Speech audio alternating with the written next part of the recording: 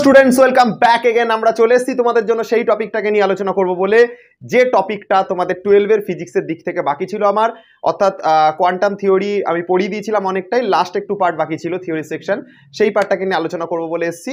এবং এই টপিকটাকে আমি বোর্ডে কিছু কথা লিখে রেখেছি, এই কনসেপ্টগুলো তোমাদেরকে একটু বোঝাতে লাগবে, আর এইখানটাতে আমি ছবি এঁকে ভালো করে তোমাদেরকে ডায়াগ্রাম সহ ভালো করে বোঝাবো। ভালো করে মন দিয়ে শুনবে জিনিসগুলো, আই হোপ তোমরা ভালো করে শুনলে বুঝতে পারবে কোয়ান্টাম থিওরি এমন কিছু কঠিন তোমাদের কাছে লাগবে না। যেটা লোকের ভয় থাকে যে কোয়ান্টাম থিওরি বোধহয় হেভি কিছু ব্যাপার, কঠিন, পারবো না, ওরকম কোনো ব্যাপার থাকবে না। চলো দেখো, প্রথম যে জিনিসটা রয়েছে যে আইনস্টাইনের স্বীকার্য, এই জায়গাটা থেকে আমাদের বাকি ছিল। আইনস্টাইনের স্বীকার্য কি বলছে? বলছে কোনো আলোকরশ্মি যদি মানে কোনো ধাতুর ওপর আপতিত হলো, ধরো একটা আলোকরশ্মি আসছে, এসে কোনো একটা ধাতুর ওপর আপতিত হচ্ছে, ঠিক আছে? এবার এইখান থেকে ঘটনাটা বলছি। বলছে ধাতু পৃষ্ঠে আলোকরশ্মির আপতন হয় ফোটন কণার স্রোত হিসাবে। তোমরা যারা আমার ফার্স্ট লেকচার থেকে ভালো করে এই টপিকটাকে দেখে আসছো তারা জানো, যদি এই জায়গাতে মনে করো কোনো একটা ধাতুর পৃষ্ঠ থাকতো, এই জায়গাতে মনে করো একটা কোনো ধাতুর পৃষ্ঠ থাকতো, এই হচ্ছে ধাতুর পৃষ্ঠ, আর এখান থেকে কোনো একটা আলোকরশ্মি এসে এটার ওপর পড়লো। যে আলোকরশ্মিটা এসে এই ধাতুর ওপর পড়ছে সেটা আর কিছুই না, সেই আলোকরশ্মিটা অ্যাকচুয়ালি ফোটন কণার স্রোত। এটা তোমরা ফার্স্ট লেকচার থেকে বলে এসছি এবং এটা আমি সব ব্যাখ্যা দিয়েছি। এই আলোকরশ্মি কেন ফোটন কণার স্রোত সব আগে ব্যাখ্যা দেওয়া হয়ে গেছে। এটা অ্যাকচুয়ালি কিছুই না, এটা অ্যাকচুয়ালি হচ্ছে স্রোত অফ ফোটন কণা, ঠিক আছে? এনার্জির প্যাকেট সব আমি তোমাদেরকে পড়িয়ে দিয়েছি, ঠিক আছে? তো যে আলোকরশ্মিটা এসে এই মানে ধাতুর প্লেটটার ওপর এসে পড়লো, যে আলোকরশ্মিটা এসে এই ধাতুর প্লেটটার উপর পড়লো, এই আলোকরশ্মিটা কি? আলোকরশ্মিটা হচ্ছে ফোটন কণার স্রোত। এবার ফোটন কণা যদি হয় তাহলে তার তো ভাই নির্দিষ্ট একটা এনার্জি আছে। সেই এনার্জিটা কত? সেই এনার্জিটা হচ্ছে প্রতিটি ফোটনের শক্তি হলো E = h নিউ। ফোটন কণার যে এনার্জি, এই এনার্জিটা হচ্ছে কত? E = h নিউ, এবং এটা প্রতিটা ফোটন কণার। এর মধ্যে অসংখ্য কোটি কোটি ফোটন কণা আছে, কিন্তু এক একটা ফোটন কণার যে শক্তি, সেই ফোটন কণার শক্তি হচ্ছে E = h নিউ। দেখো সেটাই এখানে লেখা রয়েছে। তাহলে কি বললো এতটুকু অবধি? যে কোনো ধাতুর পৃষ্ঠের ওপর যদি কোনো আলোকরশ্মি এসে পড়ে, তাহলে যে আলোকরশ্মিটা এসে পড়ছে সেই আলোকরশ্মিটা হচ্ছে আপতিত হচ্ছে ফোটন কণার স্রোত হিসাবে। এই যে আলোকরশ্মিটা আসছে এটা হচ্ছে ফোটন কণার স্রোত হিসাবে আসছে, এবং প্রতিটা ফোটন কণার যে শক্তি সেটা হচ্ছে E = h নিউ। এটা গেল ফার্স্ট পয়েন্ট। 2 নম্বর পয়েন্ট বলছে ধাতুর ইলেকট্রনের সঙ্গে ফোটন কণার সংঘর্ষ হলে। দেখো আমরা জানি যে প্রতিটা, যদি এটা একটা ধাতু হয় তাহলে এই ধাতুর মধ্যে অবশ্যই কিছু মুক্ত ইলেকট্রন রয়েছে, এর মধ্যে অবশ্যই মুক্ত ইলেকট্রন থাকবে। যে কোনো ধাতুর মধ্যে মুক্ত ইলেকট্রন থাকে, এটা তুমি ছোটবেলা ক্লাস 9 থেকে পড়ে আসছো, যে এটা যদি ধাতু হয় এর মধ্যে মুক্ত ইলেকট্রন রয়েছে, এর মধ্যে অসংখ্য মুক্ত ইলেকট্রন রয়েছে, ফ্রি ইলেকট্রন এর মধ্যে ঘুরে বেড়াচ্ছে, অসংখ্য মুক্ত ইলেকট্রন রয়েছে। এর মধ্যে যে মুক্ত ইলেকট্রনগুলো রয়েছে, ধরো আরও কয়েকটা মুক্ত ইলেকট্রন এঁকে নিলাম, আরও আছে, এদিকেও আছে, কিন্তু আমি এদিকে এঁকে নিলাম। মুক্ত ইলেকট্রনগুলোর ওপর এসে কি হয়েছে? ফোটন কণা পড়েছে। যখনই এই ফোটন কণা মুক্ত ইলেকট্রনগুলোর ওপর পড়েছে, তো এই জায়গাতে দুটো ঘটনা ঘটতে পারে। যে ফোটন কণার স্রোত এসে এর ওপর পড়লো, হতে পারে এই ইলেকট্রনগুলো সেই এনার্জিটাকে নিয়ে নিল, হতে পারে এখানে থাকা যে মুক্ত ইলেকট্রনগুলো ওগুলো এই ফোটনের যে শক্তিটাকে গ্রহণ করলো। আমার গায়ের ওপর এসে ফোটন কণা পড়লো, ওই ফোটন কণার শক্তিটা আমি চাইলে নিতেও পারি, আমি চাইলে নাও নিতে পারি। সেরকমভাবেই এই ফোটন কণার যে স্রোতটা এসে ইলেকট্রনগুলোর ওপর পড়লো, ইলেকট্রনগুলো চাইলে এর থেকে এনার্জি নিতেও পারে, আবার নাও নিতে পারে, শোষণ করতেও পারে, আবার নাও করতে পারে। দেখো এই কথাটাই লেখা আছে যে ধাতুর ইলেকট্রনের সঙ্গে ফোটনের সংঘর্ষ হলে, ঠিক আছে, ধাতুর ইলেকট্রনের সঙ্গে ফোটনের সংঘর্ষ হলে এক্ষেত্রে ইলেকট্রনগুলি হয় আপতিত ফোটনের সমস্ত শক্তি শোষণ করে, হয় আপতিত ফোটনের সমস্ত শক্তি শোষণ করে, নয়তো কোনো শক্তি শোষণ করে না, চাইলে শোষণ করতে পারে এর থেকে এনার্জি, নয়তো শক্তি শোষণ করবেই না, ঠিক আছে? এই ঘটনাটা ঘটতে পারে। এবার দেখো তাহলে আমি কি বললাম, দুটো কথা এখনো পর্যন্ত বলেছি, একদম সিম্পল ভাষায় পড়াচ্ছি তোমাদেরকে, কোনো কঠিনের ব্যাপার নেই, কোনো জটিলতার ব্যাপার নেই। যে মানে আলোকরশ্মিটা এসে ধাতুর পৃষ্ঠের ওপর পড়ছে, সেই আলোকরশ্মিটা অ্যাকচুয়ালি কিছুই না, ফোটন কণার স্রোত। আর এই ফোটন কণার স্রোত যখন কোনো একটা মানে ইলেকট্রনের ওপর এসে পড়বে, মুক্ত ইলেকট্রনগুলোর ওপর এসে পড়বে, তখন এই মুক্ত ইলেকট্রনগুলো এই ফোটনের যে শক্তিটা ছিল, প্রতিটা ফোটনের যে শক্তি ছিল E = h নিউ, এ চাইলে নিতেও পারে, ইচ্ছা না হলে নাও নিতে পারে। ইচ্ছা হলে আমি নিলাম না, নিতেও পারে, নাও নিতে পারে। তো সমস্ত শক্তি হয় শোষণ করবে, নয়তো কোনো শক্তি শোষণ করবে না। এই হচ্ছে ব্যাপার আর কি।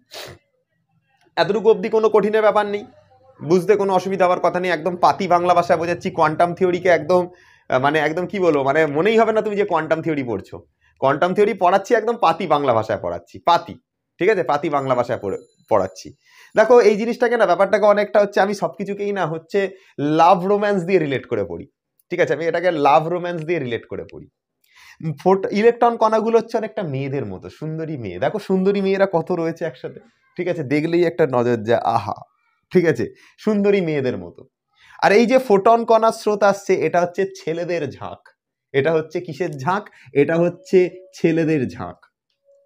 এই ছেলেরা এসে যখন মেয়েগুলোকে প্রপোজ করলো, আই লাভ ইউ মেরি জান, তুম হাম হ্যাঁ তোমারি শান, তোমারি মান, তোমারি জান, ঠিক আছে, যাই বলে থাকুক না কেন, এরা এসে যখনই এই ইলেকট্রন কণাগুলোকে প্রপোজ করলো, ইলেকট্রন কণাগুলো চাইলে এদের প্রপোজাল অ্যাকসেপ্ট করতেও পারে, চাইলে নাও করতে পারে।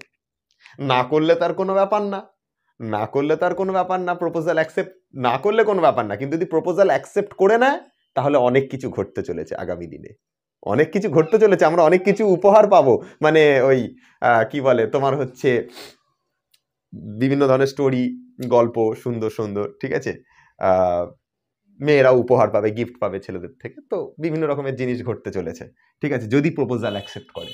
তো সেই রকমই দেখো এইখানে বলছে যদি এই এইচ নিউ পরিমাণ শক্তি শোষিত হয়, যদি শোষিত হয় তখন বিভিন্ন রকমের কেস ঘটবে, তখন বিভিন্ন রকমের কেস ঘটবে। কি ঘটবে দেখো, তখন তখন এর একটি অংশ ধাতু থেকে ইলেকট্রন বার করার জন্য ব্যয়িত হয়, ঠিক আছে, প্রপোজ করে দিয়েছি, ঠিক আছে, একটা মেয়েকে, এবার নিশ্চয়ই ওকে বাড়ি থেকে বার করবার চেষ্টা করব, তবেই তো মজা, তবেই তো আমার সাথে সে ঘুরতে যাবে, ঠিক আছে।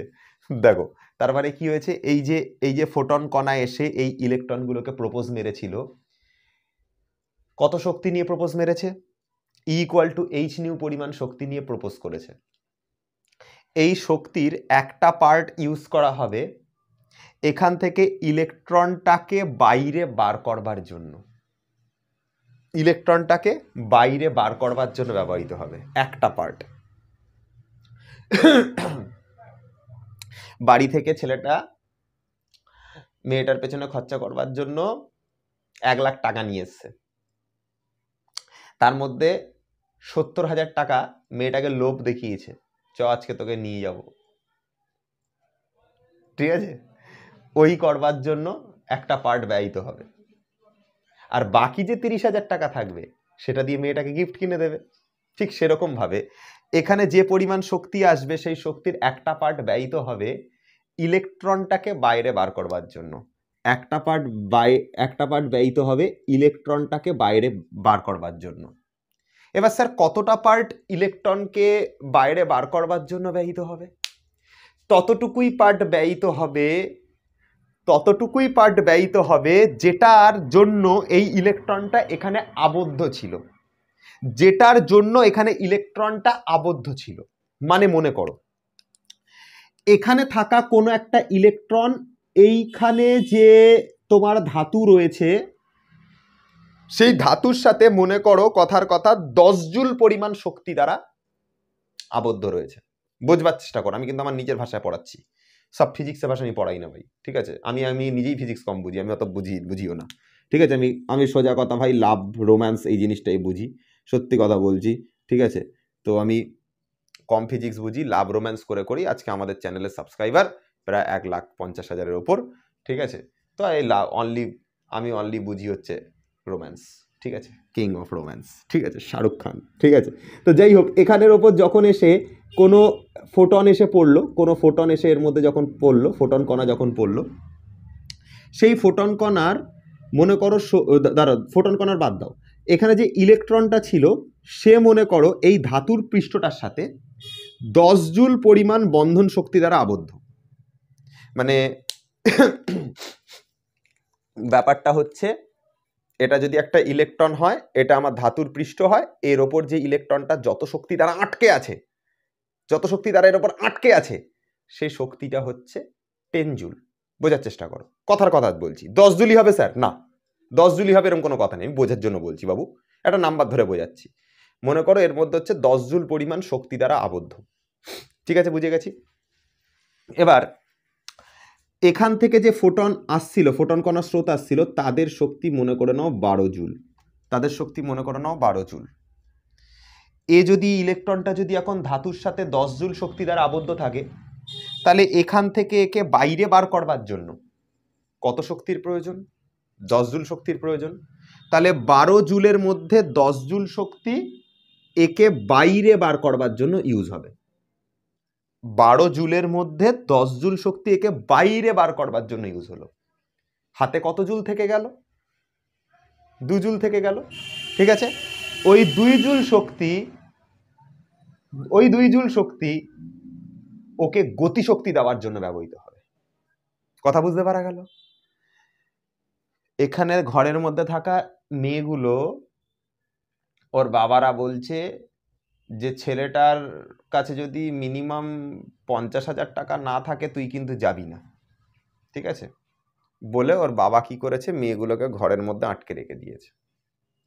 তাহলে ছেলেটা তো বেরিয়েছে 1 লাখ টাকা নিয়ে, 50,000 টাকা শালা ওর বাবার মুখে ছুঁড়ে মেরেছে। ফালতু শ্বশুর কোথাকার, শ্বশুর আমার জীবনের অসুর। ঠিক আছে, শ্বশুরের কাছে 50,000 টাকা ছুঁড়ে মেরেছে। শ্বশুর পেয়ে গেছে 50,000 টাকা। যা যা মা, এবার তুই ঘুরতে যা। ঠিক আছে, যা সিমরন যা।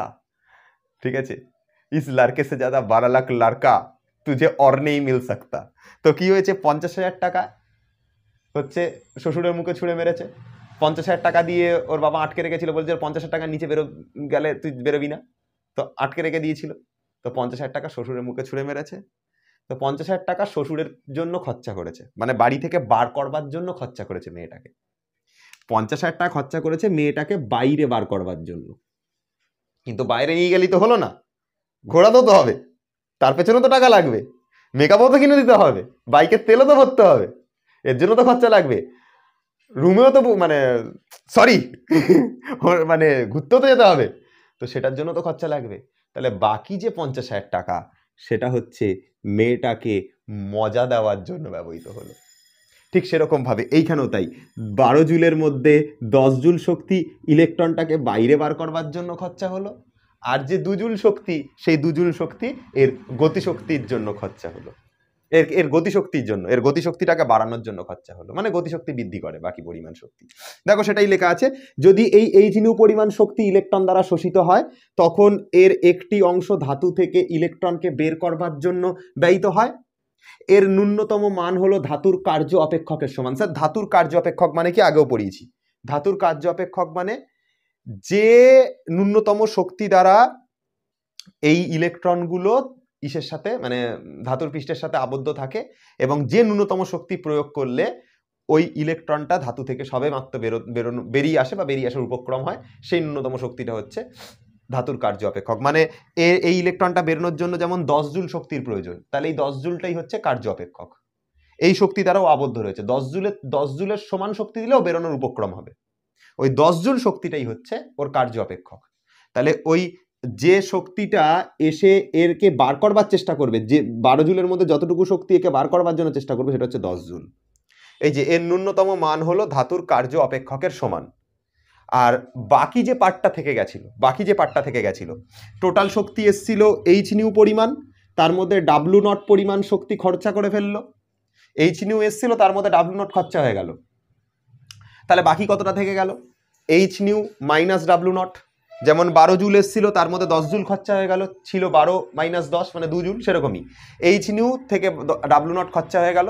তাহলে বাকি অংশটি অর্থাৎ h nu minus W not নিঃসৃত ইলেকট্রনের গতিশক্তিতে রূপান্তরিত হয়। নিঃসৃত ইলেকট্রনের গতিশক্তিতে রূপান্তরিত হয়, যে ইলেকট্রনটা বাইরে বেরিয়ে যাবে তার গতিশক্তিতে রূপান্তরিত হচ্ছে। তার মানে আমি বলতে পারি যে ইলেকট্রনটা বাইরে বেরোবে তার গতিশক্তি বা ইম্যাক্স ইকুয়াল টু এই যে পরিমাণ শক্তিটা, এই যে বাকি শক্তিটাই তো তোমার হচ্ছে গতিশক্তিতে কনভার্ট হচ্ছে। বাকি যে শক্তিটা, বাকি শক্তি কতটা, বাকি শক্তি হচ্ছে এইটা h nu minus W not, এটাই বাকি শক্তি, এটাই তো গতিশক্তিতে কনভার্ট হয়েছে। ব্যাস, এটাই ইকুয়েশন, এটাই আইনস্টাইনের সমীকরণের ইকুয়েশন, যে বাকি শক্তি কত ছিল, h nu minus W not, এটাই কি করতে ব্যবহার হচ্ছে, এই শক্তিটাই ব্যবহার হচ্ছে ইলেকট্রনটাকে ইম্যাক্স দেওয়ার জন্য বা কাইনেটিক এনার্জি বা গতিশক্তি দেওয়ার জন্য। এটাই ইকুয়েশন, গল্প শেষ। এবার এই ইকুয়েশনটাকে আমরা সামনের দিকে একটু একটু করে এগোবো। আমরা এই পার্টগুলোকে নিশ্চয়ই তোমরা মুছে নেবে বা লিখে নেবে, নিশ্চয়ই বুঝতে পেরে গেছে এতটুকু অবধি। এই সমীকরণটাকে ধরে এবার আমরা আস্তে আস্তে আস্তে আস্তে সামনের দিকে এগিয়ে যাব।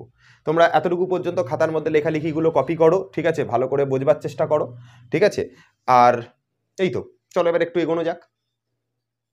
দেখো, এই যে সমীকরণটা আমরা পেয়েছি E max equal to H nu minus W naught, এই সমীকরণটা থেকে কিভাবে এগোবো দেখো। তাহলে আমরা কি পেলাম, E max equal to H nu minus হচ্ছে ডাব্লু নট,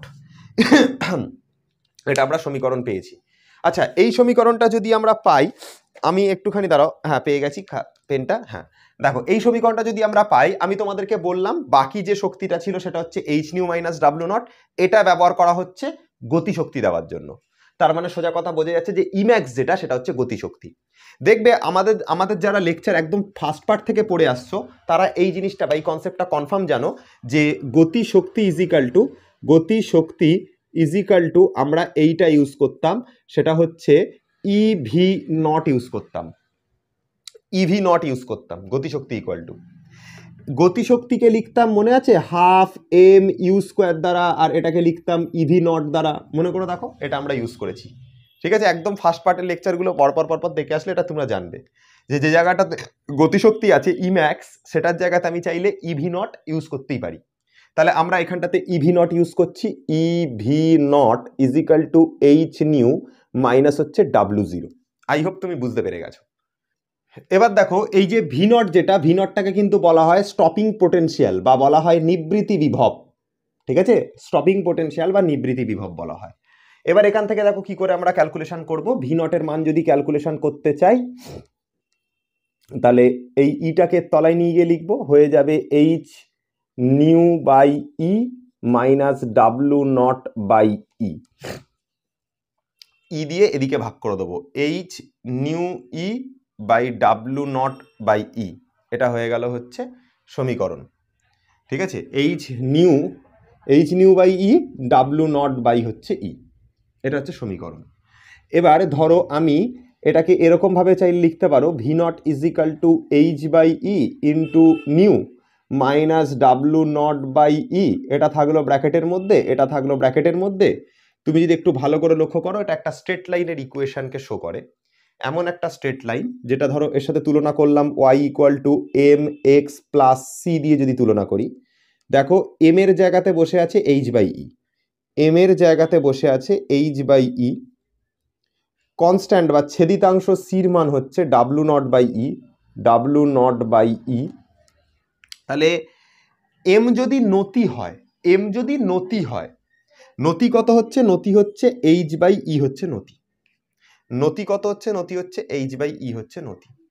তাহলে আমি এখন যদি গ্রাফ ড্র করি, গ্রাফটা দেখতে এইরকম টাইপের লাগবে। আমি যদি এখন গ্রাফ ড্র করি, গ্রাফটা দেখতে এরকম টাইপের লাগবে, গ্রাফটা, এটাকে গ্রাফ ড্র করলে এরকম টাইপের গ্রাফ লাগবে। দেখবে ভালো করে কীরকম গ্রাফ আঁকি, ঠিক আছে। গ্রাফটাকে দেখো ভাই, এরকম টাইপের গ্রাফ লাগবে। কীরকম দেখেই বুঝতে পারছো এটা একটা স্ট্রেট লাইনের সমীকরণ, কোনো সমস্যা নেই। আচ্ছা, স্ট্রেট লাইনের যদি সমীকরণ হয়, তাহলে তুমি চাইলে এই দিকটাতে লিখতে পারো, এই যে ওয়াই এর দিকটাতে লিখতে পারো, ওয়াই অ্যাক্সিসের দিকে লিখতে পারো ভি নট লিখতে পারো, আর এই দিক বরাবর লিখতে পারো সেটা হচ্ছে নিউ, এই দিক বরাবর নিউ লিখতে পারো, অসুবিধা কিছু নেই। তাহলে গ্রাফটা যেটা ছেদিতাংশ দেখো, সেটা হচ্ছে মাইনাস ডাব্লু নট বাই ই, ছেদিতাংশ যেটা, সি মানে কিন্তু ছেদিতাংশ যে জায়গাটা, সেটা ওয়াই অ্যাক্সিসকে কোন জায়গায় ছেদ করেছে, মাইনাস ডাব্লু নট বাই ই, মানে এটা যদি ওয়াই অ্যাক্সিস হয় তার নেগেটিভ পোর্শনে গিয়ে ছেদ করেছে, পজিটিভ পোর্শন বলে ওপর দিকে হতো, কিন্তু আমি দেখছি যে সি যেটা সেটা তো নেগেটিভ ডাব্লু নট বাই ই এসছে, মানে নিচের দিকে গিয়ে ছেদ করেছে, ওয়াই অ্যাক্সিসকে নিচের দিক বরাবর ছেদ করেছে। তার মানে আমি যে গ্রাফটাকে এখন ড্র করব, সেই গ্রাফটা এরকম যাবে, দেখো সেই গ্রাফটা এরকম যাবে, সেই গ্রাফটা কিরকম যাবে, সেই গ্রাফটা এরকম যাবে, এই গ্রাফটা এরকম যাবে। এই যে জায়গাটাতে গিয়ে ছেদ করলো সেটা হচ্ছে কি, সেই জায়গাটা হচ্ছে সি, তোমরা জানো এই জায়গাটাকে সি বলে, এই সেটা হচ্ছে কত, মাইনাস ডাব্লু নট বাই ই, এই জায়গার যেটা সেটার স্থানাঙ্ক কত বেরোলো, মাইনাস ডাব্লু নট বাই ই। আর এই গ্রাফের যেটা নতি, এই গ্রাফের যেটা নতি, সেই নতিটা হচ্ছে m equals to H by E, H by E, এটাই হচ্ছে নতি। স্যার নিউটাকে এক্স অ্যাক্সিসের দিকে কেন নিলেন? কারণ দেখো এক্স বলতে আমরা নিউকে বোঝাচ্ছি, ওয়াই বলতে আমরা ভি নটকে বোঝাচ্ছি। এক্স অ্যাক্সিস বলতে আমরা নিউকে বোঝাচ্ছি, ওয়াই বলতে ভি নটকে বোঝাচ্ছি, ওয়াই অ্যাক্সিস বলতে ভি নটকে বোঝাচ্ছি। এটা হচ্ছে আইনস্টাইনের সমীকরণের লেখচিত্র। খাতার মধ্যে হেডিং করো আইনস্টাইনের সমীকরণের লেখচিত্র। এইটা হচ্ছে আইনস্টাইনের সমীকরণের লেখচিত্র, সমীকরণের লেখচিত্র। আর এর আগে যেটা আমি পেলাম, অর্থাৎ তোমাদের যে এই যে ইকুয়েশনটা, এটাকেও বলতে পারো অথবা এটাকেও বলতে পারো, একই ইকুয়েশন, কোনো অসুবিধা নেই, দুটোর মধ্যে যেটাকে ইচ্ছা বলতে পারো। এই যে EV not equal to H nu minus W not, এটা হচ্ছে তোমার আলোক তড়িৎ ক্রিয়া সংক্রান্ত আইনস্টাইনের সমীকরণ। খাতার মধ্যে লিখবে আলোক তড়িৎ ক্রিয়া সংক্রান্ত, আলোক তড়িৎ ক্রিয়া সংক্রান্ত, আলোক তড়িৎ ক্রিয়া সংক্রান্ত আইনস্টাইনের সমীকরণ। পরীক্ষাতে মনে হয় কয়েক কোটি বার এই কোশ্চেন পড়েছে, কয়েক কোটি বার, ঠিক আছে, কয়েক কোটি বার, কিন্তু একবার বা দুবার না, কিন্তু কোটিবার, কয়েক কোটিবার পড়েছে যে আলোক তড়িৎ ক্রিয়া সংক্রান্ত আইনস্টাইনের সমীকরণ লেখো, তখন কিন্তু এইটা লিখতে হবে EV not equal to H nu minus W not, এটা লিখতে হবে। এবং বলে যে আলোক তড়িৎ ক্রিয়া সংক্রান্ত আইনস্টাইনের সমীকরণ লেখো এবং প্রতিটি মানে রাশিমালা উল্লেখ করো, বা প্রতিটি মানে এর থেকে প্রতিটি তথ্য বলে দাও, বা এর স্বীকার্যতে কি কি বলা হয়েছে সেই সমীকরণে, এখানে প্রত্যেকটা টার্ম সম্পর্কে জানতে চায়, প্রত্যেকটা টার্ম সম্পর্কে জানতে চায়, কোনো ব্যাপার না। ই মানে মনে রাখবে ইলেকট্রনের চার্জ, ই মানে মনে রাখবে ইলেকট্রনের চার্জ, ঠিক আছে, বুঝতে পারা গেল। ভি নট মানে মনে রাখবে হচ্ছে নিবৃত্তি বিভব, বিভব মানে মনে রাখবে নিবৃত্তি বিভব, ঠিক আছে। এইচ মানে প্ল্যাঙ্কের ধ্রুবক, যার মান তুমি জানো, ঠিক আছে, প্ল্যাঙ্ক ধ্রুবক এইচ মানে, ঠিক আছে। নিউ মানে কি? নিউ মানে হচ্ছে কম্পাঙ্ক, যে আপতিত যে আলো তার কম্পাঙ্ক, পুরো কথাটা লিখবে আলোর কম্পাঙ্ক, আমি শুধু কম্পাঙ্ক লিখছি, ঠিক আছে, তোমরা পুরো কথাটা লিখবে আপতিত আলোর কম্পাঙ্ক। ডাব্লু নট মানে কি? ওয়ার্ক ফাংশন বা কার্য অপেক্ষক, কার্য অপেক্ষক।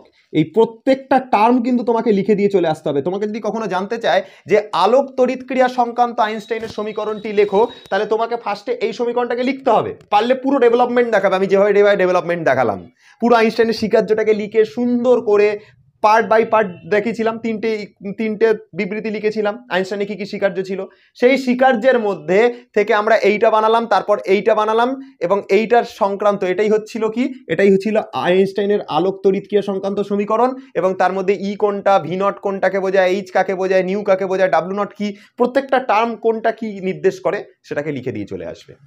যদি আইনস্টাইনের সূত্রের লেখচিত্র জানতে চায়, তাহলে এইটা হচ্ছে সেই লেখচিত্র, এইটা হচ্ছে সেই লেখচিত্র। আই হোপ তুমি বুঝতে পেরেছো, এটা হচ্ছে সেই লেখচিত্র, এদিকটাতে কম্পাঙ্ক, এদিকটাতে ভি নট, আর এই হচ্ছে সমীকরণ। আইনস্টাইন সম্পর্কে যা যা ছিল সব পড়ানো হয়ে গেল। দুটো তিনটে ডেফিনেশন এখান থেকে পড়া বাকি, দুটো তিনটে ডেফিনেশন বলছি, পড়লে এই পুরো আইনস্টাইন সংক্রান্ত যা যা বাকি ছিল সব কমপ্লিট হয়ে গেল। আচ্ছা, তার আগে একটা ছোট্ট কথা বলে দিই, সেটা হচ্ছে ধরো এই যদি আমাদের কোনো একটা মানে ধাতব পৃষ্ঠ হয়, এখানে ইলেকট্রন ছিল, মনে করে দেখো আমি বুঝিয়েছিলাম তোমাদেরকে, এখানে ইলেকট্রন ছিল, এখান থেকে এসে ফোটন এর মধ্যে পড়েছে, এর জন্য ইলেকট্রন বেরিয়ে আসছে। যে ইলেকট্রনটা এর জন্য বাইরে বেরিয়ে আসলো তাকে বলা হয় ফটো ইলেকট্রন, আর যে ক্রিয়ার জন্য এই ঘটনাটা ঘটলো তাকে বলা হয় আলোক তড়িৎ নিঃসরণ ক্রিয়া। এটা কি ইলেকট্রন? Photo electron. এর আগের ক্লাসগুলোতে বলেছি মনে হয়, এটা হচ্ছে ফটো ইলেকট্রন। যে ইলেকট্রনটা বাইরে বেরিয়ে আসছে এটা হচ্ছে ফটো ইলেকট্রন, আর যে ক্রিয়ার জন্য এই আলোক তড়িৎ নিঃসরণের মানে এই ইলেকট্রন নিঃসৃত হচ্ছে, এই পুরো ঘটনাটাকে আমরা বলে থাকি হচ্ছে আলোক তড়িৎ নিঃসরণ ক্রিয়া। ঠিক আছে, তো এই গেল আইনস্টাইনের পুরো থিওরেম সব শেষ হয়ে গেল। আইনস্টাইনের সূত্রের সমীকরণ, ঠিক আছে, লেখচিত্র, ঠিক আছে, গ্রাফ বা তোমার প্রত্যেকটা টার্ম সবকিছু আমি পড়িয়ে দিয়েছি, শুধু এখান থেকে দুটো তিনটে কথা বলা বাকি আছে। এক হচ্ছে সূচনা কম্পাঙ্ক কি, নিবৃত্তি বিভব কি, আর হচ্ছে তোমার কার্য অপেক্ষক কি, এই দুটো তিনটে নাম বললে বুঝতে পেরে যাবে। দেখো এই দুটো টার্ম সম্পর্কে তোমাদেরকে অলরেডি পড়িয়ে ফেলেছি, এখন একবার জাস্ট ডেফিনেশন দিয়ে লিখে দিলাম, কারণ এগুলো কিন্তু পরীক্ষাতে খুব আসে, ডেফিনেশনগুলো খুব জিজ্ঞাসা করে। ঠিক আছে, প্রারম্ভিক কম্পাঙ্ক বা সূচনা কম্পাঙ্ক কি জিনিস? বলছে যে ন্যূনতম কম্পাঙ্কের আলো কোনো ধাতুর ওপর আপতিত হলে আলোকরশ্মির নিঃসরণ শুরু হয়, আলোক তড়িৎ নিঃসরণ শুরু হয়, তাকে ওই ধাতুর সূচনা কম্পাঙ্ক বলে। মানে ব্যাপারটা বলতে চাইছে, ধরো এখানে কোনো একটা ধাতু রয়েছে, এই হচ্ছে কোনো একটা ধাতু, এর ওপর একটা আলো এসে এরকম ভাবে আপতিত হলো। এবার যে আলোটা এসে আপতিত হলো তার তো একটা নির্দিষ্ট কম্পাঙ্ক আছে, শিওর তো, এটা তো একটা কম্পাঙ্ক আছে। তাহলে ওই যে নির্দিষ্ট কম্পাঙ্ক আছে, এবার এই নির্দিষ্ট কম্পাঙ্কটা কত?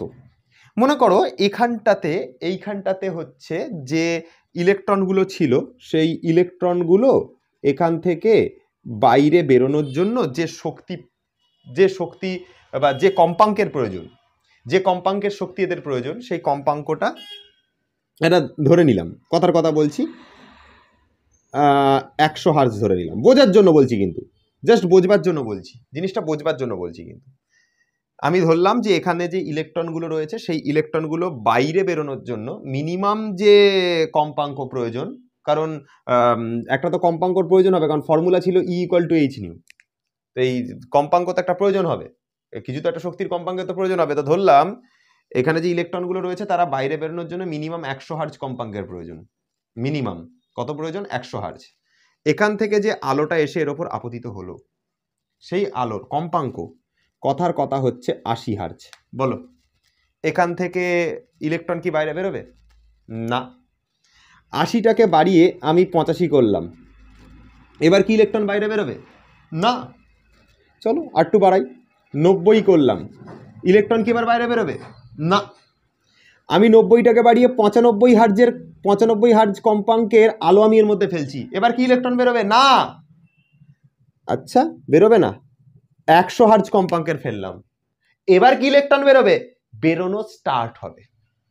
যেই 100টাকে বাড়িয়ে সামান্য 101 করব, ইলেকট্রন বাইরে বেরিয়ে যাবে। বেরোনো স্টার্ট কততে হচ্ছে? ইঞ্জিনটা স্টার্ট হচ্ছে কততে? 100তে। ওই যে কম্পাঙ্কের আলো ফেললে আলোক তড়িৎ নিঃসরণ শুরু হচ্ছে, স্টার্ট হচ্ছে, সেই কম্পাঙ্কটাকে আমরা বলবো হচ্ছে সূচনা কম্পাঙ্ক। এর ইকুয়েশন এইটা, μ0 = হচ্ছে W0/H। ঠিক আছে, এই ধরো এইটাকে নট দিয়ে লিখছে, আর এই ইটাকে আর কি লিখছে বলো তো, এটাকে W0 লিখছে, কারণ এনার্জিটা তো এখানে কত এনার্জির প্রয়োজন, কার্য অপেক্ষকের পরিমাণ এনার্জির প্রয়োজন, ওই জন্য এটাকে W0 দিয়ে লিখছে। তারপরে W0 এই μ0 এর মান বার করবার জন্য এইচটাকে তলায় এনে লিখছে, আর কিছু না।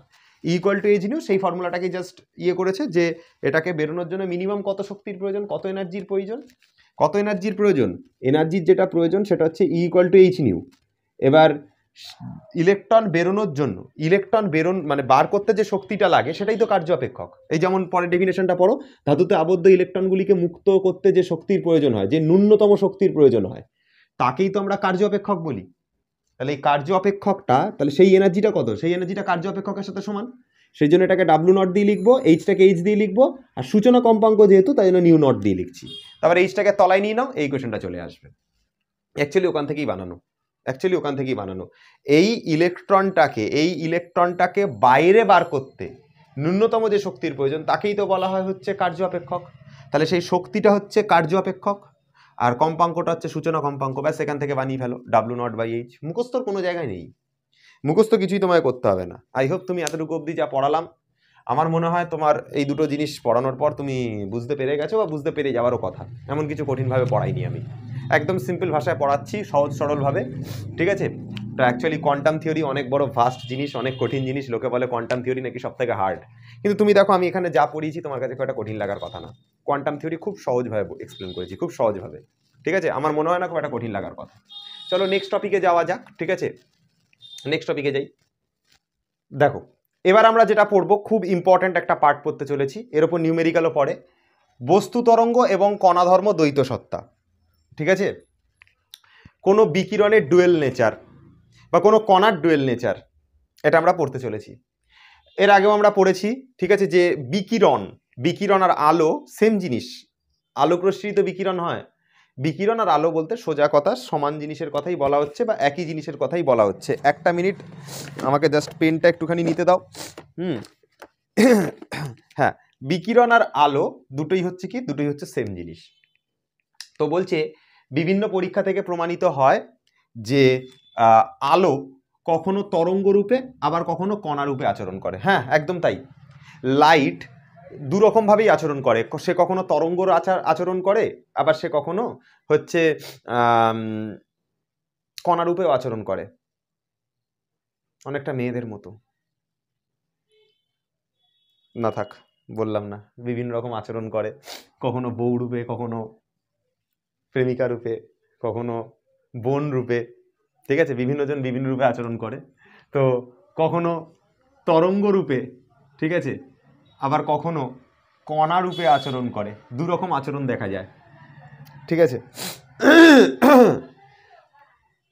দেখো এবার বলছে আলোর যে ধর্মগুলো আছে ব্যতিচার, অপবর্তন, সমবর্তন প্রভৃতি পরীক্ষা থেকে আলোর তরঙ্গ ধর্ম প্রকাশ পায় বা তরঙ্গ রূপ প্রকাশ পায়। লাইট চ্যাপ্টারে বছর তোমরা পড়েছো, 2-3টে টপিক পড়েছো নিশ্চয়ই, ব্যতিচার পড়েছো, সমবর্তন, অপবর্তন পড়েছো, যারা আমার অ্যাপের ক্লাস করো, ঠিক আছে, বা ধরো এই ভিডিওটা যারা আগামী বছরেও দেখবে, আমি প্রত্যেককে বলে রাখি আমরা কিন্তু আমাদের সোমস ক্লাসরুম অ্যাপে টোটাল 12-এর ফিজিক্স পড়িয়েছি বা পড়িয়ে থাকি। তোমরা লাইভ ক্লাস ওখানে করতে পারো, অথবা চাইলে আমার কাছ থেকে পার্সোনাল টিউশন নিতে পারো ওই অ্যাপে, ঠিক আছে।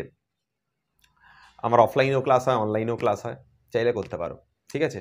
তো সোমস ক্লাসরুম অ্যাপে করতে পারো। যদি করতে চাও তো একটা নাম্বার রয়েছে, নাম্বারটা আমি একটু বলে দিই, 7003435951, এই নাম্বারে আমাকে হোয়াটসঅ্যাপ করে দিও। 7003435951, কিন্তু এটা 951, এই নাম্বারে আমাকে হোয়াটসঅ্যাপ করো, ঠিক আছে। চলো যেটাতে আসছিলাম, তাহলে আলোর বিভিন্ন যে ধর্মগুলো রয়েছে ব্যতিচার, অপবর্তন, সমবর্তন প্রভৃতি পরীক্ষা থেকে প্রমাণিত হয় আলোর তরঙ্গরূপ প্রকাশ পায়। আলো যে তরঙ্গ ধর্ম দেখায় সেটা প্রকাশ পায় এই ধর্মগুলো থেকে। হ্যাঁ, ব্যতিচার পড়িয়েছিলাম, যারা ব্যতিচার পড়েছো, অপবর্তন পড়েছো, সমবর্তন পড়েছো, সেখানে আমি দেখবে আমি যেভাবে তোমাদেরকে বুঝিয়েছি, আই হোপ তোমরা বুঝেছিলে, এবং ওটা থেকে প্রমাণিত হয় যে আলো হচ্ছে তরঙ্গ। আবার একটু আগে আমরা আলোকতড়িৎ নিঃসরণক্রিয়া পড়লাম, রামান এফেক্ট তোমরা পড়োনি, হায়ার ক্লাসে গিয়ে পড়বে, ক্রম্পটন এফেক্ট হায়ার ক্লাসে গিয়ে পড়বে, ওগুলো থেকে প্রমাণিত হয় আলো হচ্ছে কণারূপে, আলোর কণারূপ প্রকাশ পায়। তাহলে আলো দু ধরনের রূপ আছে, ঠিক আছে, আলো দু ধরনের রূপ আছে, একটা হচ্ছে অপবর্তন, সমবর্তন, ব্যতিচার, এই 3টে ধর্ম থেকে প্রমাণিত হয় যে আলো একটা তরঙ্গ। আর এক ধরনের রূপ হচ্ছে আলোর ক্রম্পটন এফেক্ট, রামান এফেক্ট, আলোকতড়িৎ নিঃসরণক্রিয়া, এটা থেকে প্রমাণিত হয় যে আলো হচ্ছে কণা। তাহলে আলো দু রকমের রূপ দেখতে পাবো, এই হচ্ছে ব্যাপার। বলছে সাধারণত আলো বিস্তারের সময় তরঙ্গ রূপে আচরণ করে। যখন আলো কোনো একটা মাধ্যমের মধ্যে দিয়ে এরমভাবে যাচ্ছে, তখন এটা আচরণ করছে কার মতো? তখন এটা আচরণ করছে তরঙ্গর মতো।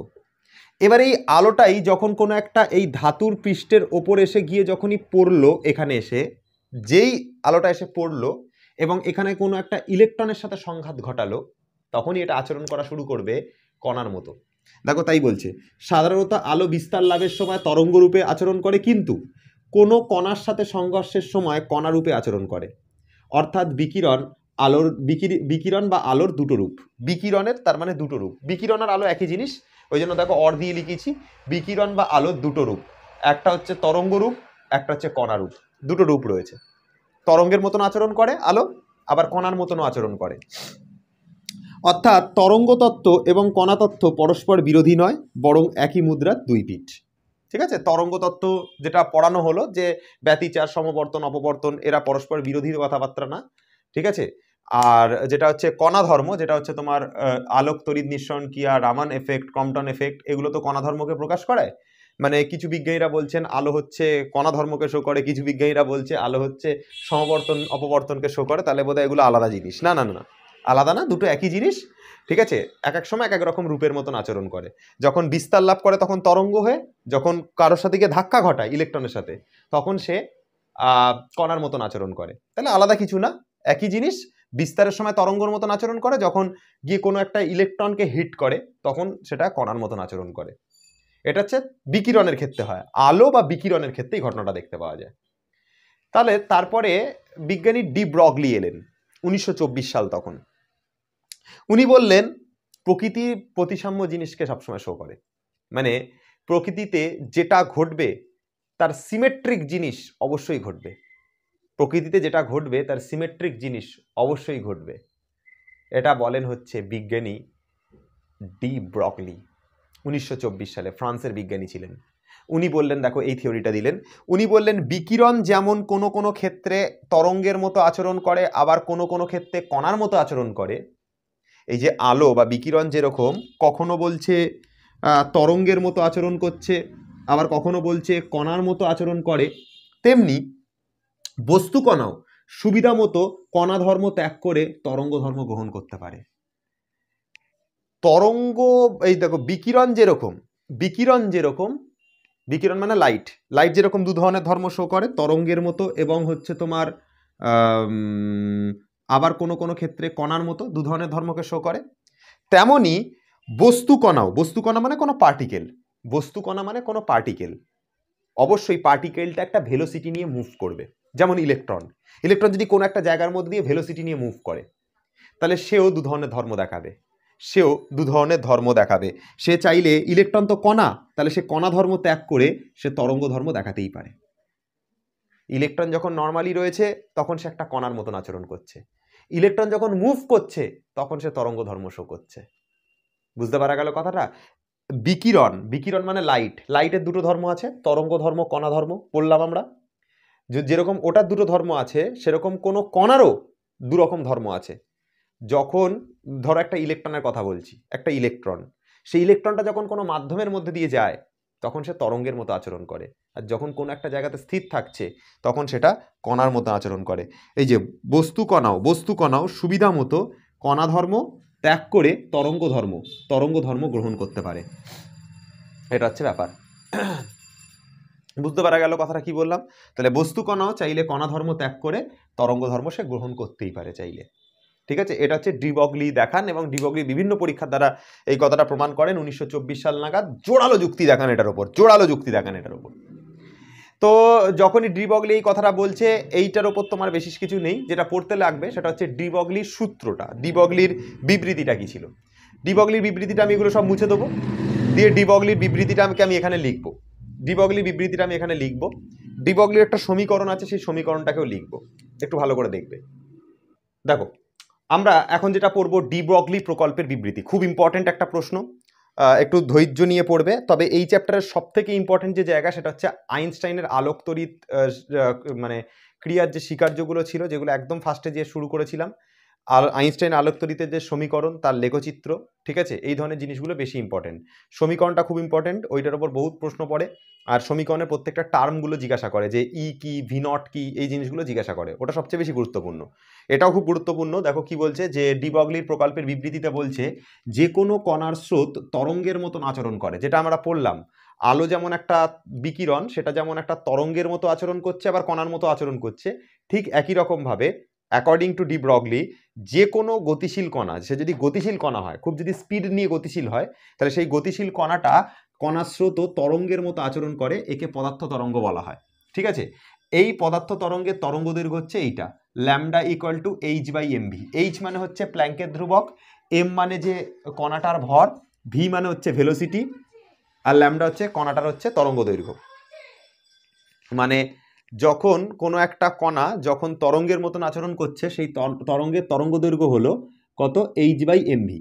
পরীক্ষাতে অনেক সময় পদার্থ তরঙ্গ কি জিজ্ঞাসা করতে পারে, ডি ব্রগলির প্রকল্প না দিয়ে, তখন এটাই লিখতে হবে যে কোনো কণার স্রোত তরঙ্গের মতো আচরণ করে, যা পদার্থ তরঙ্গ নামে পরিচিত, আর এই পদার্থ তরঙ্গের তরঙ্গ দৈর্ঘ্য হচ্ছে এইটা, lambda equal to H by M V. এত দূর অবধি তুমি লিখে দিলে, খুব ভালো কথা। আচ্ছা, এবার তোমাকে জিজ্ঞাসা করতে পারে তাহলে ডি ব্রগলির তরঙ্গ দৈর্ঘ্য কি, বলছে যে চলমান কণার সঙ্গে জড়িত তরঙ্গ দৈর্ঘ্যকে বলা হয় হচ্ছে ডি ব্রগলির তরঙ্গ দৈর্ঘ্য। তাহলে একটা কণা নর্মালি তো হচ্ছে তরঙ্গের মতো আচরণ করবে না, এই কণাটা নর্মালি তো তরঙ্গের মতন আচরণ করবে না। এই কণাটা কখন তরঙ্গের মতন আচরণ করবে, যখন এই কণাটা যখন সামনের দিকে গতিশীল হবে তখনই এটা ওয়েভের নেচার শো করবে, যখন এটা সামনের দিকে গতিশীল হবে তখনই এটা ওয়েভের নেচার শো করবে। ঠিক আছে, এই যে কোনো কণার স্রোত তরঙ্গের মতো আচরণ করে, তাই জন্য এটা পদার্থ তরঙ্গ। ঠিক আছে, সেই তরঙ্গের তরঙ্গ দৈর্ঘ্য কত হবে, এর তরঙ্গ দৈর্ঘ্যটা হবে হচ্ছে lambda equal to H by M V. আমি জানি তোমাদের মাথায় এই প্রশ্নটা আসছে, lambda equal to H by M V, এই সূত্রটা এলো কি করে? এই সূত্রটা এলো কি করে আমি দেখাবো, সূত্রটা কি করে এলো প্রমাণ আমি করে দেখাবো, একটু ধৈর্য ধরো। দেখো এবার বলছে যদি আমরা এই যে এটা যদি একটা তরঙ্গ হয়, এটা যদি একটা তরঙ্গ হয়, যে কোনো কণা গতিশীল হলে সে তরঙ্গের মতো আচরণ করছে। এবার সে যদি তরঙ্গ হয় তাহলে তার একটা তরঙ্গ দৈর্ঘ্য থাকবে, এ যদি তরঙ্গ হয় তাহলে তরঙ্গ দৈর্ঘ্য থাকবে তো কনফার্ম। এই গতিশীল কণাটা যদি গতিশীল হয় তাহলে এটা তরঙ্গের মতো আচরণ করছে, যেহেতু এটা তরঙ্গ তাহলে এটা তরঙ্গ দৈর্ঘ্য আছে। সেই তরঙ্গ দৈর্ঘ্যটা কত? সেই তরঙ্গ দৈর্ঘ্যটা হচ্ছে ল্যামডা ইকুয়াল টু h/mv। আর এই তরঙ্গ দৈর্ঘ্যটাকে আমরা বলে থাকি ডি ব্রগলির তরঙ্গ দৈর্ঘ্য। হয়ে গেল এতটুকু অবধি। এবার বলছে যদি আমরা ধরো ভির মানটা 0 বসালাম, কোনো কারণে ভির মানটা 0 বসালাম, ল্যামডা ইকুয়াল টু h/mv তে এই ভির জায়গায় যদি 0 বসাও তাহলে হবে lambda equal two h/m into 0, মানে ল্যামডার মান চলে আসবে হচ্ছে h/0, মানে ল্যামডার মান চলে আসবে ইনফিনিটি বা অসংজ্ঞাত। তার মানে তরঙ্গ দৈর্ঘ্য বলে কিছুই থাকছে না, দেখো তুমি ভির জায়গাতে কত বসিয়েছো? ভির জায়গায় 0 বসিয়েছো, হরে চলে এসছে 0, তার মানে তরঙ্গ দৈর্ঘ্য বলে কিছুই থাকছে না। এবার তরঙ্গ দৈর্ঘ্য বলে যদি কিছুই না থাকে, তরঙ্গ দৈর্ঘ্য বলে এই ল্যামডা বলে যদি কিছুই না থাকে, তার মানে মানে কিছুই থাকছে না, মানে অসংজ্ঞাত, মানে অনির্ণয় ব্যাপার চলে আসছে একটা। তার মানে যদি কোনো কণা স্থির অবস্থায় থাকে, অর্থাৎ যদি কোনো কণার এই যে ভেলোসিটিটা এটা যদি 0 হয়, কোনো কণা যদি স্থির অবস্থায় থাকে, ভেলোসিটিটা যদি 0 হয়, কোনো কণার ভেলোসিটি যদি 0 হয় তাহলে কি হবে? কোনো কণার ভেলোসিটি 0 হলে আমরা দেখতে পেলাম যে তার তরঙ্গ দৈর্ঘ্য অনির্ণেয় হয়ে যাচ্ছে, অসংজ্ঞাত চলে আসছে। তাহলে কোনো কণা যদি স্থির অবস্থায় থাকে কখনো, তাহলে সে কখনো ওয়েভ নেচার শো করে না। তরঙ্গ দৈর্ঘ্যই তো থাকছে না, তরঙ্গ দৈর্ঘ্য তো অনির্ণেয় হয়ে যাচ্ছে, তরঙ্গ ধর্ম সই করে না। ওই জন্য বলছে কোনো কণা যদি স্থির অবস্থায়, একটা ইলেকট্রন স্থির অবস্থায় রয়েছে, সে কখনো তরঙ্গ ধর্ম শো করবে না, কখনো শো করবে না। সেই ইলেকট্রনটা যখন গতিশীল হবে তখন সে তরঙ্গ ধর্ম শো করবে।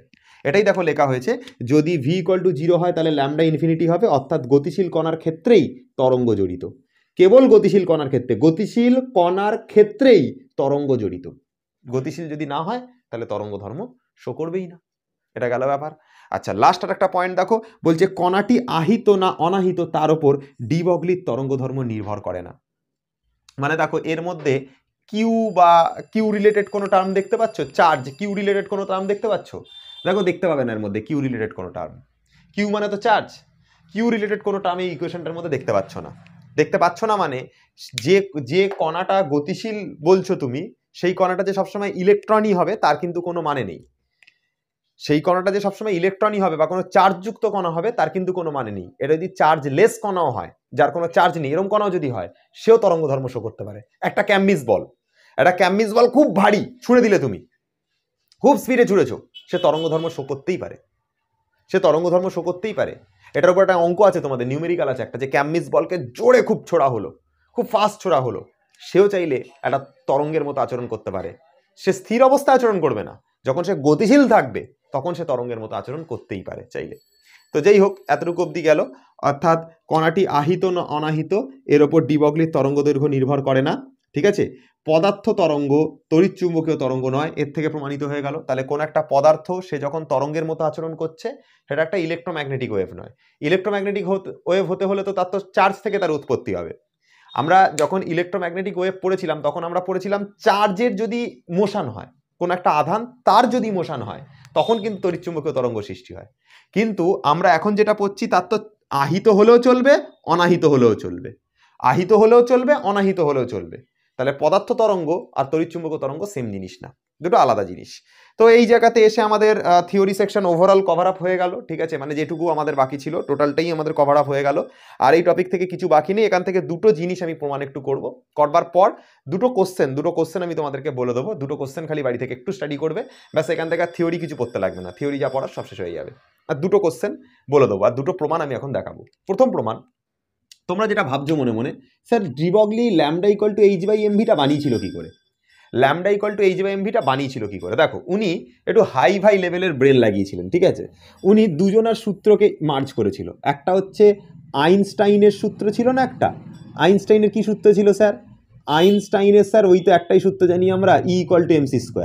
আইনস্টাইনের সূত্র কি ছিল? আইনস্টাইনের সূত্র ছিল E = mc²। এই সূত্রটা ইউজ করেছিল। আর একটা সূত্র ছিল, দেখবে প্ল্যাঙ্কের, বিজ্ঞানী ম্যাক্স প্ল্যাঙ্ক, তার একটা সূত্র ছিল প্ল্যাঙ্কের যে সূত্র, সেই সূত্রটা মনে করে দেখো, এটা ছিল আজকের ক্লাসেও অনেকবার ডিসকাশন করলাম এইটা নিয়ে, E equal to H new নিয়ে। এটা গেল 1 নাম্বার, এটা গেল 2 নাম্বার। এটা এবার এই দুটো জিনিসকে না উনি মার্জ করেছিলেন। উনি কি করলেন, এই যে ইর যে জায়গাটা, ইর মান তো এনার্জির মান তো এমসি স্কোয়ার, তাহলে এই এমসি স্কোয়ারটা এনে এই ইর জায়গাতে বসিয়ে দিয়েছিল। দিলে কি হবে দেখো, এখানটা চলে আসবে MC square equal to H new, এইটা চলে আসবে। দেখো আলোর বেগ বা যে কোনো কণার বেগ, বেগ মানে হয় কি, বেগ মানে হয় কম্পাঙ্ক ইন্টু তরঙ্গ দৈর্ঘ্য।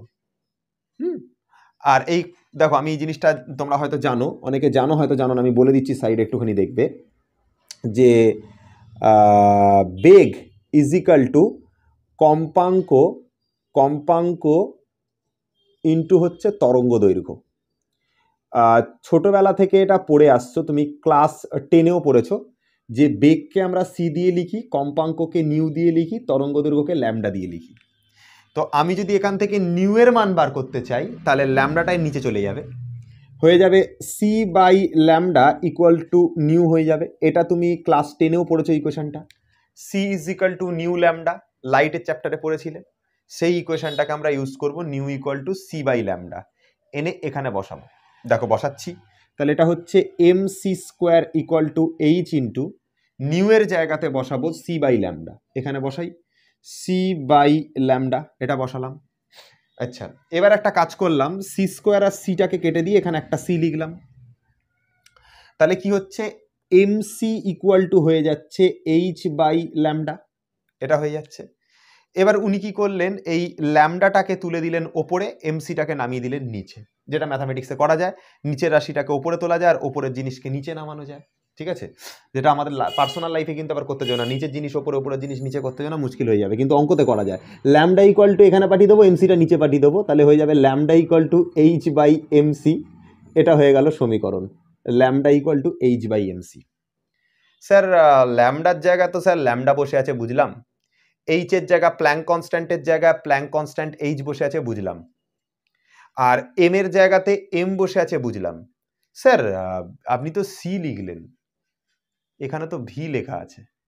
স্যার স্যার আপনি ভুল করেছেন, সোমনাথ স্যার ভুল করেছে, খুব মজা পাচ্ছ তোমরা, আমি জানি। দেখো এটা আমি যাকে নিয়ে কথা বলছি, এটা পার্টিকুলারলি লাইটের জন্য কথা বলছি, তাই জন্য আলোর বেগকে সি দিয়ে রিপ্রেজেন্ট করা হয়, ওই জন্য সি দিয়ে লিখেছি। এবার লাইট বাদ দিয়ে অন্য যে কোনো পার্টিকেলের জন্য, যে কোনো মানে অন্য কোনো তরঙ্গের জন্য তার বেগকে কিন্তু আর সি দিয়ে লেখা হয় না, তাকে কিন্তু ভি দিয়ে লেখা হয়।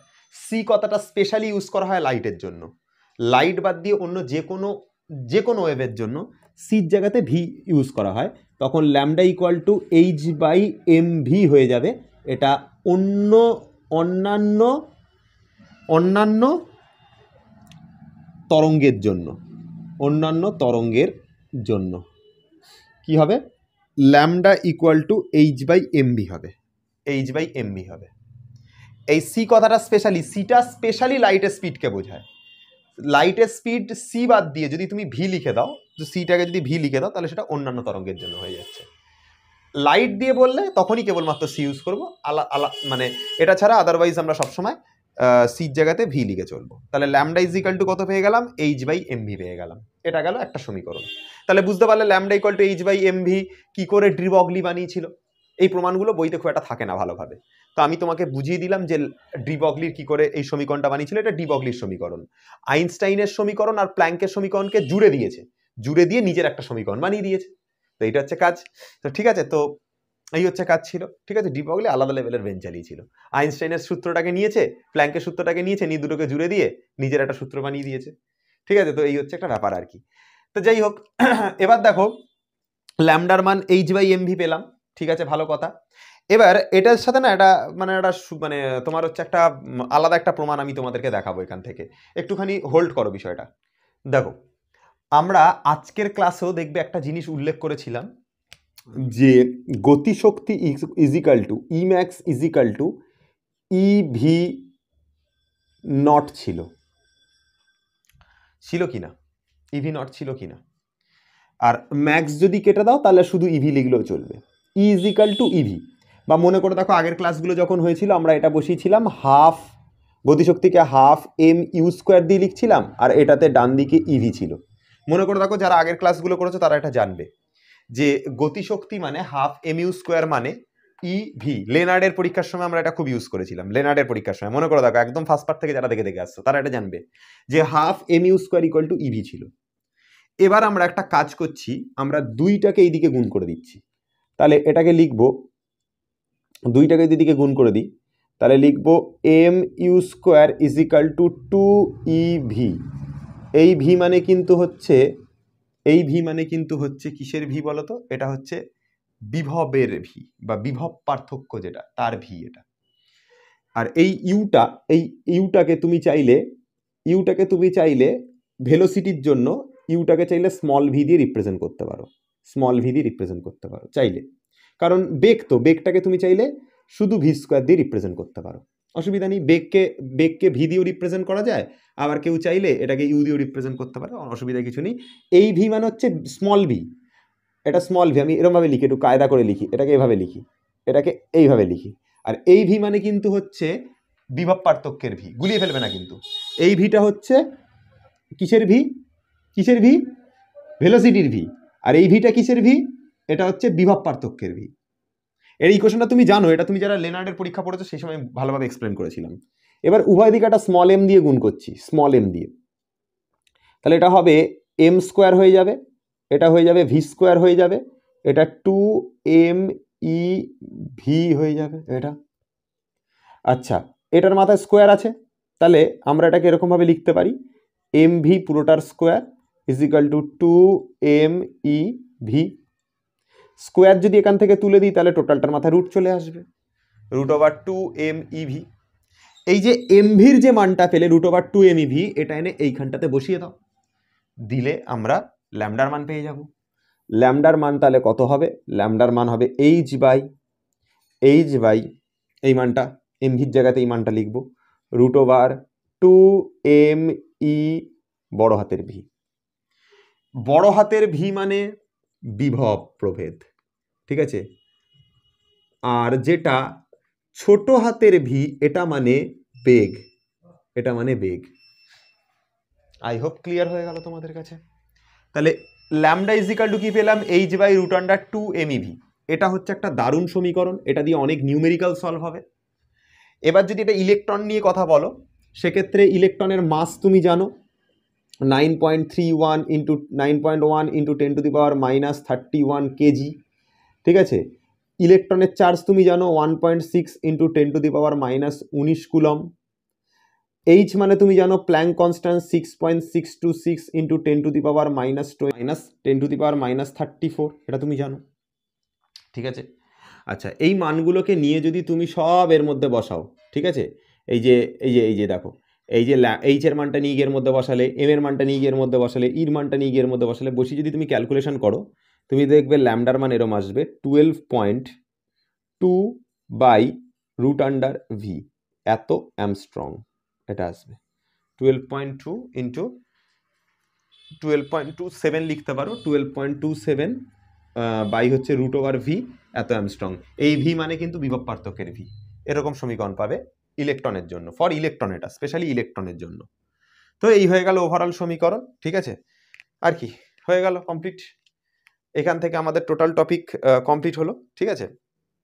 আর এখান থেকে কিছু বাকি নেই। এবার যে দুটো জিনিস তোমাদেরকে পড়তে হবে, সে দুটো জিনিস আমি একটুখানি বলে দেবো, তোমরা এইটুকুই পড়ে নেবে, পড়ে নিলে আর এখান থেকে কিছু পড়তে লাগবে না, সব শেষ হয়ে গেছে, সব থিওরি সব শেষ, থিওরি আর কিছু বাকি নেই, সব হয়ে গেছে। দুটো কথা বলবো, একটুখানি লিখে নিই, তারপর আমি আসছি। দেখো, একটা পয়েন্ট তোমাদেরকে বলতে ভুলে গেছি। দেখবে তোমাদের বইতে একটা পরীক্ষা আছে, ডেভিশন গারমারের পরীক্ষা। স্যার উল্টোপাল্টা খিস্তিকাস্তা কেন মারছেন? কী সব নাম, ডেভিশন গারমার, মানে আই এম সরি, ঠিক আছে? তো এসব গালাগালি কেন দিচ্ছেন? নামটাই এরকম বাবু, ঠিক আছে? ডেভিশন গারমারের পরীক্ষা। অনেক বইতে জারমার লেখে, ওইটাই লিখো, ঠিক আছে? তো যাই হোক, ডেভিশন গারমারের পরীক্ষা থেকে কি জানা যায়? দেখবে ডি ব্রগলি কি বলেছিল, যে কোনো কণা, কোনো পার্টিকেল, সে কিসের ধর্ম শো করতে পারে? কোনো কণা চাইলে তরঙ্গ ধর্ম শো করতে পারে, কোনো কণা চাইলে তরঙ্গ ধর্ম শো করতে পারে। ডেভিশন গারমারের পরীক্ষা থেকে সেটাই প্রমাণিত হয় যে কোনো গতিশীল ইলেকট্রনের তরঙ্গ ধর্ম বর্তমান। গতিশীল ইলেকট্রনের কি ধর্ম আছে? তরঙ্গ ধর্ম আছে, এটা কনফার্ম, তরঙ্গ ধর্ম আছে, ঠিক আছে, এটা পরীক্ষা থেকে প্রমাণিত হয়, যা ডি বগলির তত্ত্বকে প্রমাণ করে দেয়, যে ডি বগলির তত্ত্বকে প্রমাণ করে দেয়। ডি বগলির থিওরি যেটা প্রমাণ করেছিল সেইটাকে প্রমাণ করে দেয় ডেভিশন গারমারের পরীক্ষা। তো ডেভিশন গারমারের পরীক্ষাটা বইতে রয়েছে, জাস্ট একটুখানি রিডিং পড়বে বইতে, এটাই আমি তোমাদেরকে বলবার ছিল। আর একটা দেখবে, তাহলে কি করবে, এই পরীক্ষাটা রিডিং পড়বে বই থেকে, এটাকে রিডিং মারবে, ঠিক আছে। এটা দেয় না, মানে তোমার পরীক্ষাটা সম্পর্কে কিছু দেয় না, তবু জাস্ট সেফ সাইড গেম খেলবার জন্য পরীক্ষাটাকে একবার রিডিং মারবে, ডেভিশন গারমারের পরীক্ষাটাকে একবার রিডিং মারবে, মাস্ট এটা মেরো, ঠিক আছে। যদি আসে তাও বানিয়ে একটু লিখতে পারবে, মেন থিওরেমটা বুঝে নিয়ে একটুখানি রিডিং করবে, বুঝতে পারবে, অত ইম্পর্টেন্টও না। আর একটা জিনিস তোমাদের এখান থেকে খুব ইম্পর্টেন্ট, সেটা হচ্ছে হ্যাঁ, আলোক তড়িৎ ভোল্টীয় কোষ, এটা ডেফিনেশনটা খালি পড়ে যাও, আর এর ব্যবহার, আলোক তড়িৎ ভোল্টীয় কোষ, ঠিক আছে, আলোক তড়িৎ ভোল্টীয় কোষ, ঠিক আছে, এর ব্যবহার, কোষ কি আর হচ্ছে এর ব্যবহার, শেষ, আমাদের টপিক শেষ হয়ে গেল, আর কিছু লাগবে না, এই হয়ে গেল ব্যাপার। আর এই চ্যাপ্টারটা থেকে প্রিভিয়াস ইয়ার কিন্তু মারাত্মক লেভেলের রিপিট করে, কোয়ান্টাম থিওরি থেকে খুব বেশি কঠিন প্রশ্ন হয় না, কিন্তু এই চ্যাপ্টার থেকে যেটা মারাত্মক লেভেলের রিপিট করে, মারাত্মক লেভেলের রিপিট করে, মারাত্মক লেভেলের রিপিট করে, 100খানা স্টার যেটা রিপিট করে, সেটা হচ্ছে PYQ, previous year question paper. এই চ্যাপ্টার থেকে সব থেকে বেশি ইম্পর্টেন্ট হচ্ছে প্রিভিয়াস ইয়ার কোশ্চেন পেপার। তুমি প্রিভিয়াস ইয়ার কোশ্চেন পেপার খুলে দেখো, আমি যা পড়িয়েছি সব প্রিভিয়াস ইয়ার কোশ্চেন পেপারে আছে। আইনস্টাইনের সমীকরণ, ডি বগলির তত্ত্ব, ঠিক আছে, তোমার এই যে এই কোশ্চেনটা, ঠিক আছে, সব কিছু তুমি প্রিভিয়াস ইয়ার কোশ্চেন পেপারে পেয়ে যাবে, সব থেকে বেশি, ইভেন নিউমেরিক্যাল পর্যন্ত রিপিট করে দেয় এই জায়গা থেকে। PYQটা খুব ভালো করে বাড়ি থেকে করবে এটার ওপর, ঠিক আছে, অন্য চ্যাপ্টারের ওপর PYQ করবেই, কিন্তু এটার ওপর স্পেশালি PYQ তো খুব জোর দেবে, এখান থেকে PYQ খুব রিপিট করে। এতদূর পর্যন্তই আজকের টোটাল ক্লাস, ঠিক আছে। আমরা টোটাল কোয়ান্টাম থিওরি শেষ করে দিলাম আমাদের ইউটিউবে, ঠিক আছে।